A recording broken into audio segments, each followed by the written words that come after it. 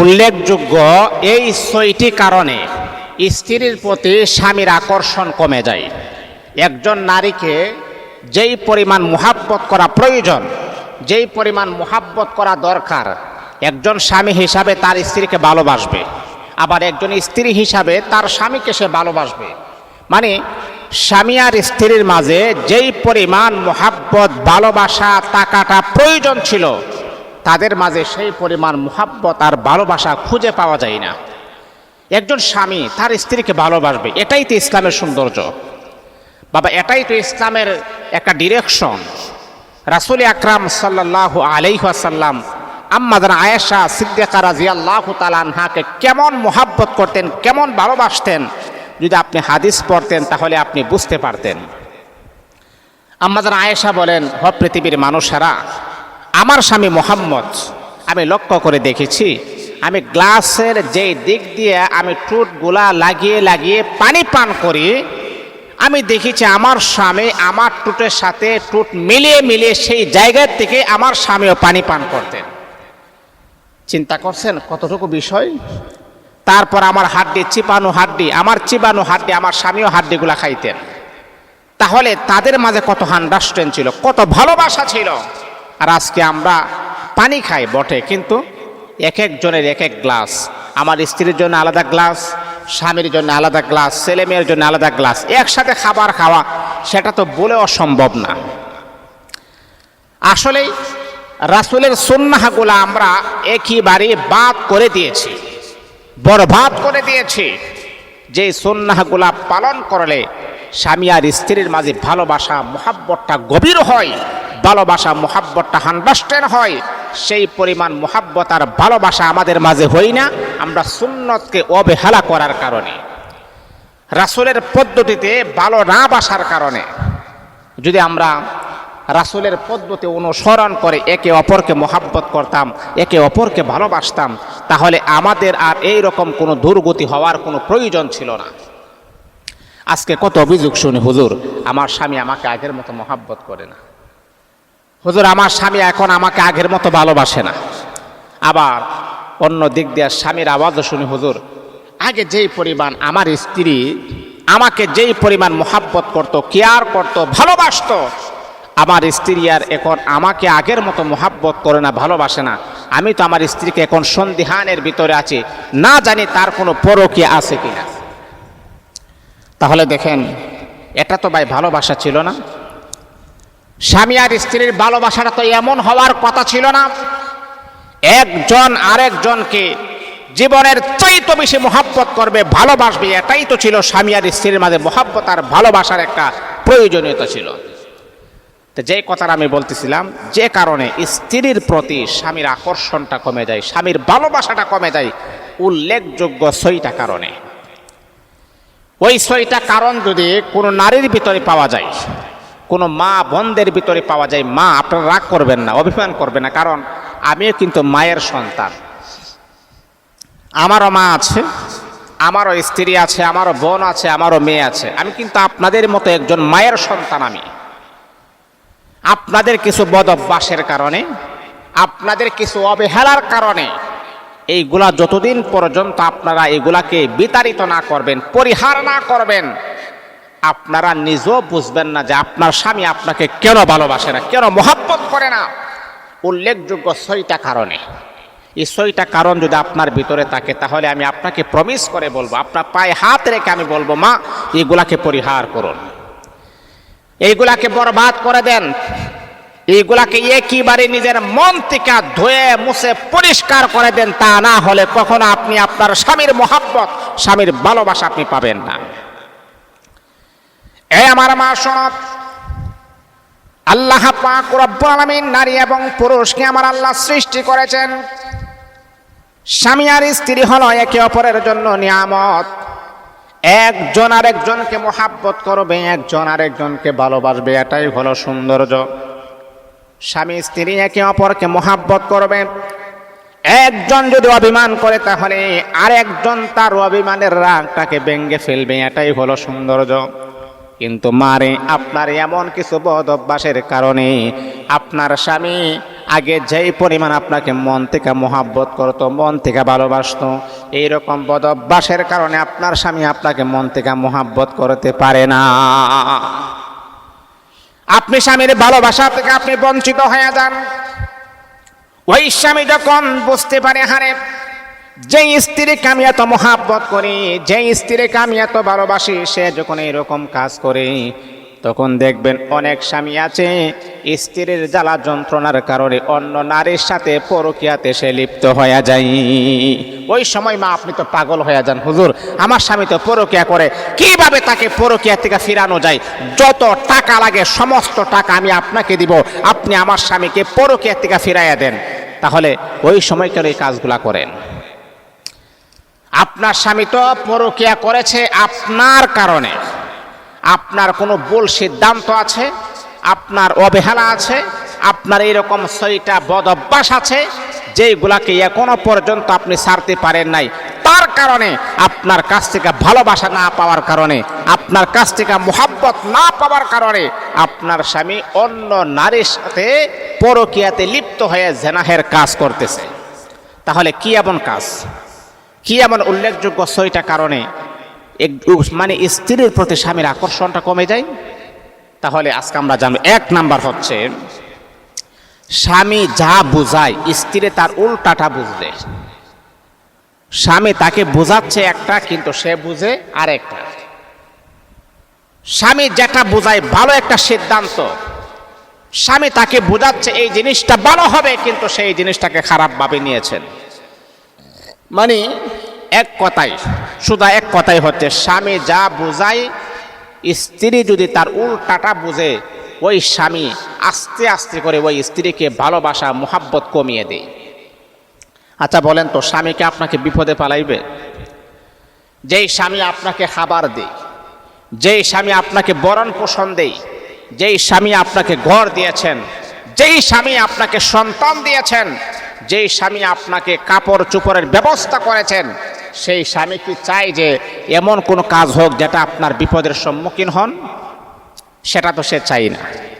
এই জন্যে রাসূল আকরাম সাল্লাল্লাহু আলাইহি ওয়াসাল্লাম, বিশ্বনবী মুহাম্মদুর রাসূলুল্লাহ সাল্লাল্লাহু আলাইহি ওয়াসাল্লাম বলে দিয়েছেন যে স্বামী যা বুঝায় স্ত্রী যদি তার উল্টাটা বুঝে, তাহলে ওই স্ত্রীর প্রতি স্বামীর আকর্ষণটা একেবারে কমে যায়। স্বামীর আকর্ষণটা তিলে তিলে আস্তে আস্তে করে স্বামীর মহাব্বতটা অন্তর থেকে আস্তে আস্তে ডিলেট হয়ে যায়। এটা হলো 1। 2 নাম্বার হলো, যে নারী স্বামীর মুখে মুখে তর্ক করলে, স্বামীর মুখে মুখে যেই নারী তর্ক করে, তার প্রতি তার আকর্ষণ, তার প্রতি তার মহাব্বত, তার প্রতি তার ভালোবাসা একেবারে কমে যায়। স্বামীর প্রতি মানে স্বামীর মুখে মুখে যদি আপনি তর্ক করেন, এই জন্যে দেখেন একটা মানুষের সাথে আপনি যদি কথা বলেন, আপনার কোনো ফ্রেন্ড সার্কেল হোক, আপনার কোনো বন্ধু হোক, যদি তার সাথে যদি আপনি কথা বলেন, কথা বলাতে এক পর্যায়ে যদি সে যদি আপনার মুখে মুখে তর্ক করে, তাহলে এটা তো দেখতেও খারাপ দেখা যায়। এটা তো দেখতেও খারাপ দেখা যায় যদি মুখে মুখে যদি তর্ক করা হয়। এই জন্যে কোনো স্ত্রীর প্রতি স্বামীর মুখে মুখে তর্ক করা যাবে না, কারণ স্বামীর মুখে মুখে তর্ক করলে ভালোবাসা থেকে বঞ্চিত হবেন, মুহাব্বত থেকে আপনি বঞ্চিত হবেন। একে অপরের প্রতি যেই পরিমাণ মুহাব্বত ছিল, একে অপরের প্রতি যেই পরিমাণ ভালোবাসা ছিল, সেটার থেকে আপনি বঞ্চিত হয়ে যাবেন। এই জন্যে স্বামীর মুখে মুখে তর্ক করা যাবে না। আপনাকে সে অত্যন্ত মুহাব্বত করে, অত্যন্ত সে ভালোবাসে, এই ভালোবাসার ভিতরে আপনাকে থাকতে হবে, এই ভালোবাসাটার ভিতরে আপনাকে থাকতে হবে, কারণ তার মুখে মুখে কখনো তর্ক করা যাবে না। আমি পরে কথা বলি, তার মুখে মুখে তর্ক করা যাবে না, কারণ রাসূল আকরাম সাল্লাল্লাহু আলাইহি ওয়াসাল্লাম সেটাকে আমাদেরকে নিষেধ করে দিয়েছেন। বিশ্বনবী মুহাম্মদুর রাসূলুল্লাহ সাল্লাল্লাহু আলাইহি ওয়াসাল্লাম সেই বিষয়ে তিনি আমাদেরকে অবগত করেছেন, সেই বিষয়ে তিনি আমাদেরকে জানিয়েছেন। তাহলে স্বামীর মুখে মুখে তর্ক করা যাবে না। আপনার স্বামী আপনাকে খাবার দেয়, আপনাকে বরণ পোষণ দেয়, আপনার ব্যবস্থা করেন, আপনার সব কিছু করেন, আপনি যদি তার মুখে মুখে তর্ক করেন, তাহলে হাদিসের ভাষায় আসছে, রাসূল আকরাম সাল্লাল্লাহু আলাইহি ওয়াসাল্লাম বলেছেন, ওই নারীর প্রতি আল্লাহ পাকের অভিশাপ আল্লাহ পাকের গজব, আল্লাহ পাকের লানত ওই নারীর প্রতি আমার আল্লাহ দিয়া দিবেন। এই জন্যে বন্ধুরে আমার শোনব, কখনো স্বামীর মুখে মুখে তর্ক করা যাবে না। বিশ্বনবী মুহাম্মদুর রাসূলুল্লাহ সাল্লাল্লাহু আলাইহি ওয়াসাল্লাম বড় সুন্দর চমৎকার আকারে জানায় দিয়েছেন, যেই নারী স্বামীর মুখে মুখে তর্ক করবে, যেই নারী স্বামীর মুখে মুখে তর্ক করে, রাসূল আকরাম সাল্লাল্লাহু আলাইহি ওয়াসাল্লাম বলেছেন ওই নারী কখনো স্বামীর পরিপূর্ণ ভালোবাসা সে পাইতে পারে না। স্বামীর পরিপূর্ণ ভালোবাসা থেকে আপনি বঞ্চিত হবেন যদি আপনি তার মুখে মুখে যদি আপনি তর্ক করেন। মুখে মুখে তর্ক করাটাকে বন্ধ করে দিতে হবে, তা না হলে আপনি তার ভালোবাসা থেকে বঞ্চিত হবেন। আপনার স্বামী দেখবেন আপনাকে গড়ে রেখে আরেকজনের সাথে সে পরকীয়াতে লিপ্ত হয়ে যাবে। তাহলে 2 নাম্বার হলো, যেই নারী স্বামীর মুখে মুখে তর্ক করে, এটাকে আমাদেরকে পরিহার করতে হবে, বরবাদ করতে হবে। এটা হলো 2 নাম্বার। 3 নাম্বার হলো, স্বামীর মতামতের বাইরে জেদ করে। মানে স্বামীর মতামতের বাহিরে জেদ করা মানে কি? উল্টা পাল্টা রাগ। অনেক সময় দেখবেন অনেক মুরব্বীরা বলে, মেয়ে হয়ে জন্মগ্রহণ করেছে তো রাগ কিন্তু ভালো না, কথাটা কিন্তু বলে। মা, এমন রাগ করবেন না যে রাগ করলে আপনার সংসারটা নষ্ট হয়ে যাবে। কারণ আপনার রাগটা এমনও হতে পারে গজব হয়ে দাঁড়াতে পারে, আপনার রাগটা এমনও হতে পারে আপনার জীবনটাকে তছনছ করে দিতে পারে, আপনার রাগটা এমনও হতে পারে আপনার গোটা ফুলের মতো সংসারটা তছনছ হয়ে যাইতে পারে। এই আল্লাহ পাক রব্বুল আলামিনের বান্দা বান্দি শোনো, বিশ্বনবী মুহাম্মদুর রাসূলুল্লাহ সাল্লাল্লাহু আলাইহি ওয়াসাল্লাম তিনি বড় সুন্দর করে জানায়া দেন স্বামী আর স্ত্রী কেমন হতে হবে, ঘরের ভিতরে একজন অপরজনের সাথে কিভাবে রাগ অভিমান করলে ভাঙতে হবে, সে বিষয়টা আমাদেরকে সতর্ক করে দেন। বিশ্বনবী বললেন, শোনো শোনো শোনো শোনো, তোমার স্ত্রী যদি কোনো রাগ করে অভিমান করে তাহলে তুমি চুপ থাকবা, কোনো কথা বলবা না। যখন তার রাগ যখন ঠান্ডা হয়ে যাবে তখন আপনি তাকে নীরবে আপনি বুঝাবেন, এই যে আপনি রাগ করলেন এই কাজটা তো আমি করি নাই। তখন আপনার স্ত্রী বুঝতে পারবে, হারে আমি যে রাগ করলাম অভিমান করলাম সেটা তো আমার নিজেরই একটা ভুল সিদ্ধান্ত ছিল। এই আমার মা, যখনই আপনার স্বামী কোনো রাগ করবে, আপনার স্বামী যখন কোনো অভিমান করবে, আপনি তাকে সুন্দর করে আপনি বুঝাবেন। যখন তার রাগটা যখন ঠান্ডা হয়ে যাবে তখন আপনি সুন্দর করে তাকে বোঝানোর চেষ্টা করবেন, হে আমার প্রাণের স্বামী, আপনি যে রাগ করলেন, আপনি যে অভিমান করলেন, আমি তো এই কাজটা করি নাই, কিন্তু আপনি রাগের অবস্থায় আপনি আমাকে অনেক গালিগালাজ করলেন, আসলে আমি এটা করি নাই।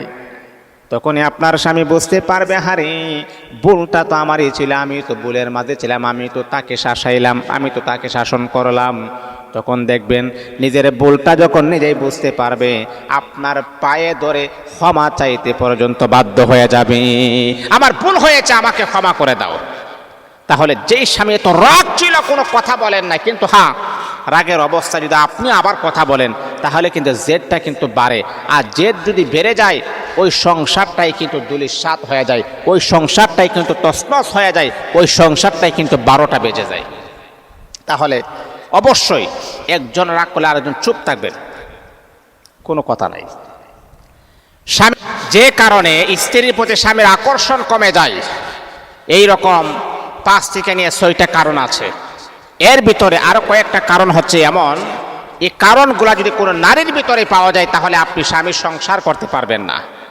আপনার স্বামী আপনাকে পরিপূর্ণ মহাব্বত করবে না, ভালোবাসবে না, আর যার কারণে সংসারের ভিতরে কখনো আপনি শান্তি নামক যে একটা নিয়ামত, সেই নিয়ামত থেকে আপনি বঞ্চিত হয়ে যাবেন। এর ভিতরে 4 নাম্বার হচ্ছে, স্বামীর পছন্দকে যদি কোনো স্ত্রী মূল্যায়ন না করে, আপনার স্বামী মনে করেন বড় মহাব্বত করে ভালোবাসে, আপনার জন্য একটা 3 পিস নিয়ে আসছে, মানে সে এই 3 পিসটা নিজে পছন্দ করে নিয়ে আসছে, তার কথা হচ্ছে এই 3 পিসটা যদি আমার স্ত্রী পরে তাহলে তাকে খুব সুন্দর দেখাবে, তাকে খুবই মানানসই হবে। আপনার স্বামী মনে বড় আশা নেই, আপনাকে সুন্দর দেখাবে, আপনার জন্য পছন্দ করে এই 3 পিস অথবা শাড়িটা নিয়ে আসছে। শাড়িটা নিয়ে আসার পর 3 পিসটা নিয়ে আসার পর আপনি খুলে বলেন, এটা কি নিয়ে আসছো? এর থেকে বাজে কোনো কাপড় আছে? মা, আপনি জানেন আপনার এই ব্যবহারটা আপনার স্বামীর কলিজার মাঝে গিয়ে আঘাত লাগছে। এই যে আপনার এই দুর্ব্যবহারটা আপনার স্বামীর কলিজাটা ছিঁড়ে গেছে। হারে, আমি কার জন্য আমি কি করলাম? আমি মোহাব্বত করি, ভালোবেসে আমার স্ত্রীর জন্য আমি 3 পিস নিয়ে আসলাম, শাড়ি নিয়ে আসলাম, আমার স্ত্রীকে ভালো দেখাবে, সুন্দর দেখাবে, কিন্তু সে আমার মুখে মুখে এত বড় কথা বলে ফেললো। দেখেন, আপনার স্বামীর ভালোবাসার মধ্যে আপনি ডাইরেক্ট হ্যাটাক করেছেন। ওই স্বামী কখনো তার স্ত্রীকে মন থেকে মোহাব্বত করতে পারে না। মনে রাখতে হবে গমা, স্বামী যেমনই হোক না কেন তার পছন্দকে আপনি মূল্যায়ন করতে হবে। যদি আপনি আদর্শবান স্ত্রী হতেন তাহলে কি করবেন? আদর্শবান স্ত্রীরা কি করে জানেননি? স্বামী যেহেতু কাপড়টা নিয়ে আসছে, স্বামী যেহেতু 3 পিসটা নিয়ে আসছে, আদর্শবান স্ত্রীর স্বামীকে বলে, স্বামী হ্যাঁ তুমি পছন্দ করেছো, তুমি এটাকে মোহাব্বত করে আমার জন্য এনেছো, আমার সৌন্দর্য একমাত্র তোমাকে আমি দেখাবো, আমার সৌন্দর্য তো আর কোনো বাহিরের কোনো মানুষকে আমি দেখাবো না, আপনাকে আমি দেখাবো। যেহেতু আপনি পছন্দ করেছেন 100%, আমি ওই জিনিসটা আমার পছন্দ হয়ে গেছে। স্বামী, আমার সৌন্দর্য তো একমাত্র তোমার জন্যে, আর এই বিষয়টা তুমি পছন্দ করে নিয়ে আসছো, এতে করে আমার কোনো দ্বিমত নাই।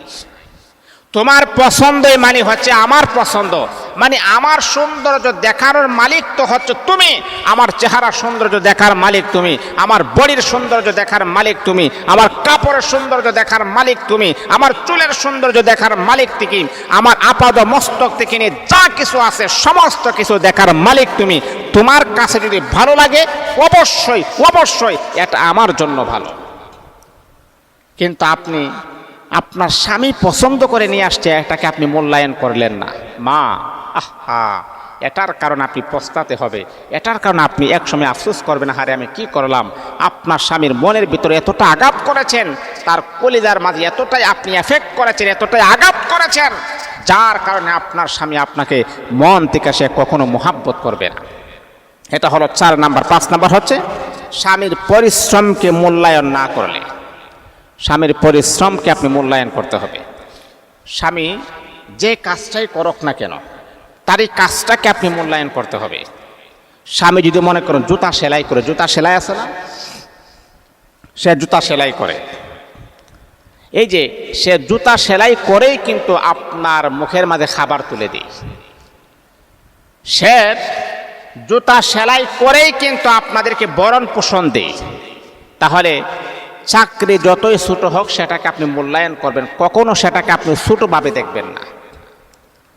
আমি আমার এক বন্ধুর সাথে কয়েকদিন আগে আমার দেখা হয়েছিল।